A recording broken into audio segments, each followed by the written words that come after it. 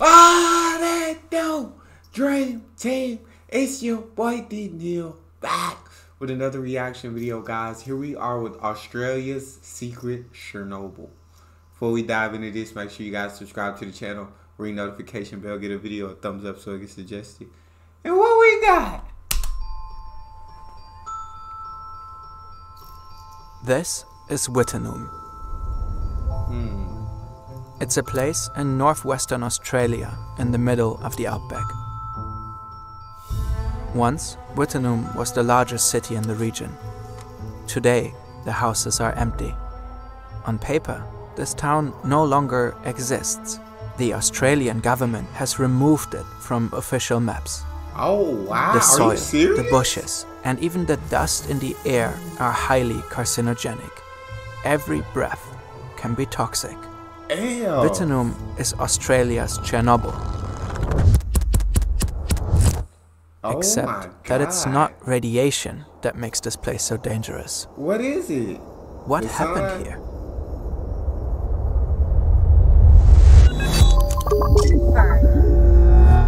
Places like Chernobyl tuned in and now. Wittenoom show us how fragile our relationship with our environment can be.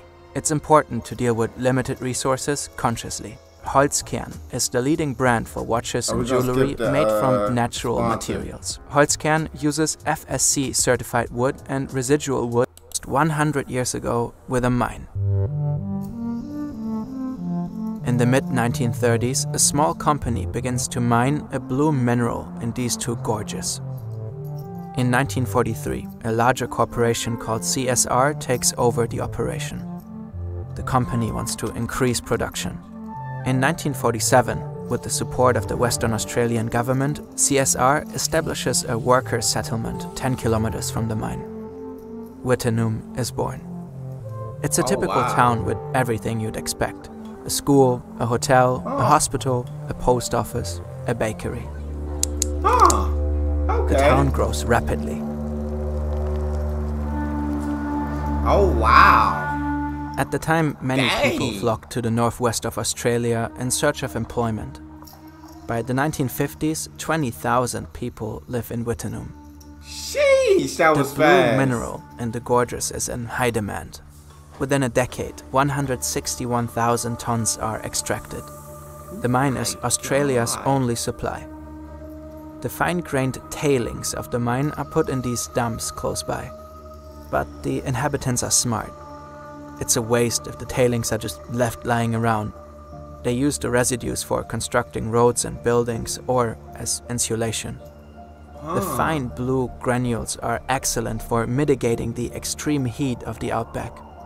The people spread them on the Really? ground, on the sidewalk, around the houses, on the schoolyard, and on playgrounds.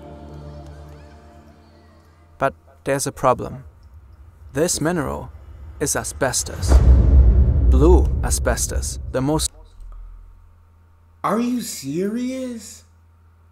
So they were just spreading this blue asbestos all around it. God dang. So they were basically just poisoning themselves. Wow. See, the stuff like this is scary because they didn't know what that was, obviously, or they wouldn't have been spreading it around. But it's crazy to think about, right? What they think is helping them is actually hurting them. toxic kind.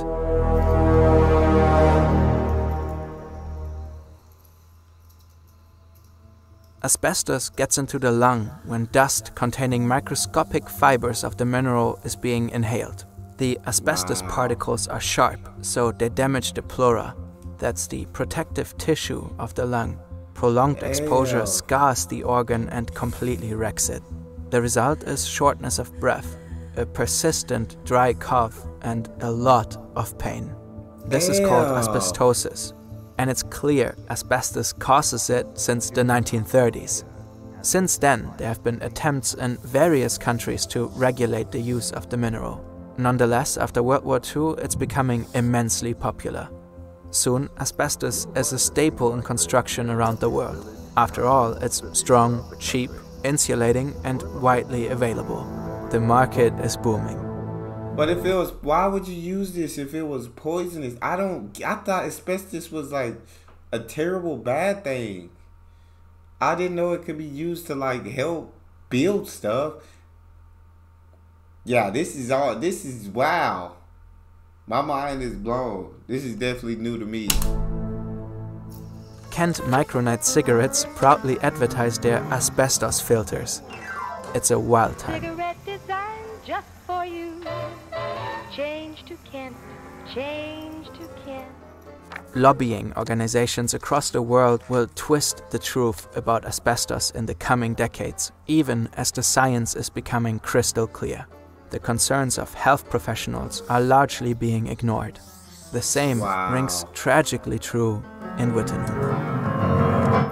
Wow. Eric Saint is a flying doctor. He travels to remote parts of Australia to take care of people. He visits Wittenoom in 1948, 1 year after the town's inception. He worries about it right away. He finds the dust concentration in the mine to be extremely dangerous. He informs the mine management about the extreme risks of asbestos. He also shares his concerns with the head of the public health department in Perth and predicts the greatest crop of asbestosis the world has ever seen. When you say the facts were well known, could one have known at the time that exposure to that sort of dust could kill people? Yes. Unequivocally, the answer would be yes. Oh my God. Nevertheless, no one takes action. Wow. A few years later, Dr. Jim McNulty also starts to focus on the health of the workers on site. And my impression of the mine was that, I said at the time, it was the worst I'd ever seen in terms of dust. There was dust everywhere. You got dust in your hair, got it in your teeth when you walked around the mill. Oh. You put your hand on a railing, your hand came off black. Oh McNulty my repeatedly God. informs CSR about the dangers of asbestos. Bro, it's of course, but the corporation, they only care about making money. It's about the profit, so they're not gonna listen to them. They're not gonna do anything until it's too late. That's what I assume. That might be my American mindset. So that because we put the almighty dollar above any and everything, including people, for sure. So this is what I assume. I mean, you got 2 doctors that have warned you, like, hey, like, people are know that this is not healthy. Like, people are going to die. Like, this is absolutely dangerous what you're doing. It's unsafe. The mine management does not respond. Attempts to get changes made to dust measurement, and particularly, were blocked by people who had done the same thing for many years. Wow. In 1960, Dr. McNulty diagnoses the first case of a weird, rare cancer in Wittenoom. The patient had worked in the mine for 2 years in the late 1940s. God You dang. see, since the asbestos fibers are so fine and sharp, particularly the blue ones, they don't just damage the pleura, they get stuck in it, often forever. They irritate the tissue and cause mutations. This leads to mesothelioma, an untreatable form of cancer.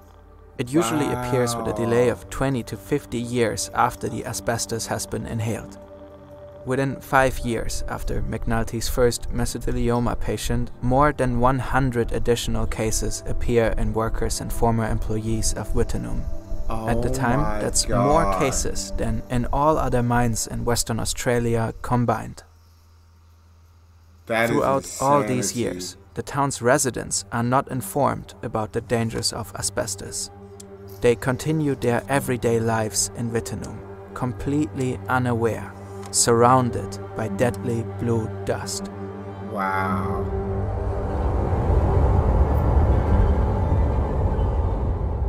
In 1966, CSR finally closes the mines in Wittenoom, not because of health risks though, but due to economic reasons. Many residents leave and the population shrinks rapidly. In 1978, the government starts to close the town and urges the remaining residents to leave for their own protection. At the same time, the health consequences for former miners and residents of Wittenoom become increasingly apparent. More than 2,000 of them die from asbestos-related diseases. The town is not radioactive like Chernobyl, but being there for too long is deadly nonetheless. Today, Western Australia has the highest recorded mesothelioma mortality rate in the world. Over 2,000 died from this asbestos-related diseases. This is insane. Some former citizens lost almost all of their family. Wow. One slow, agonizing death after the other. Does that make you angry? Yes. Yes, it makes me very wild. Very, very wild. I wouldn't have lost my husband or my parents if it hadn't been for the asbestos. I'm sorry. Wow. But nobody deserves to die the way that they died. It's cruel. In the 80s, CSR begins to lose major lawsuits against former workers and residents. Courts established that the company knew that asbestosis and cancer were extremely likely results of working in conditions such as those they permitted in Wittenum. CSR ends up paying millions of Australian dollars in damages. Dang.